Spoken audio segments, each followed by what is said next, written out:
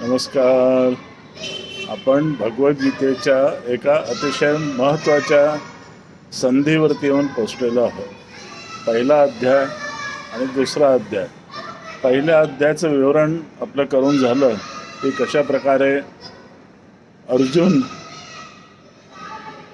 त्याच्या रथाच्या मागच्या बाजूला येऊन बसला. त्यांनी बॅक सीट घेतली आणि त्याचं जे मेन वर्णन आहे अर्जुनाचं ते आहे शोक संविघ्न मानसः. शोक संविघ्न मानसः 47वा श्लोक जर तुम्ही वाचला तर त्यातलं शेवटला शब्द आहे शोक म्हणजे दुःख, संविघ्न म्हणजे लिप्त झालेलं आहे, मानसः म्हणजे मन. ज्याचं मन दुःखाने, विषादाने, संतापाने, क्लेशाने भरलेला आहे असा तो अर्जुन रथाच्या मागच्या बाजूला येऊन बसलेला आहे.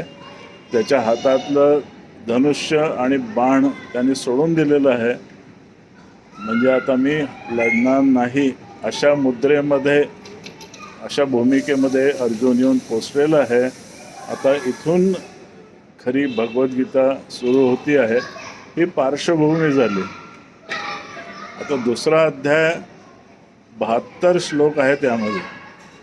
आता याच अध्यायामध्ये 7व्या श्लोकामध्ये अर्जुन श्रीकृष्णाला नतमस्तक होऊन विनंती करतील की मी किंग कर्तव्य विमूढ असं झालेलो आहे. मला नेमकं काय करायला हवं ते काही समजत नाही. मैं इधर जाऊं या उधर जाऊं अशी माझी अवस्था झालेली आहे आणि आता तुम्ही मला यातून बाहेर काढा. मग इथपासून तो अर्जुनाचा प्रवास नष्टो मोह स्मृतिर्लब्ध्वा त्वत्प्रसादान् मयाच्युत स्थितोस्मि गत संदेह करिष्ये वचनं तव. 18व्या अध्यायातला जो श्लोक आहे, प्रसिद्ध श्लोक, नष्टो मोह स्मृतिर्लब्ध्वा त्वत्प्रसादान् मयाच्युत स्थितोस्मि गत संदेह करिष्ये वचनं तव. माझा सर्व संशय नष्ट झालेला आहे आणि आता तू जसं म्हणशील तसं मी करायला, वागायला, आचरण करायला मी तत्पर आहे. हा जो प्रवास आहे अर्जुनाचा दुसऱ्या अध्यायापासून 18व्या अध्यायापर्यंतचा अतिशय चित्तवेधक, लक्षणीय असा तो प्रवास आहे आणि त्या प्रवासावर आता आपण निघालेलो आहोत.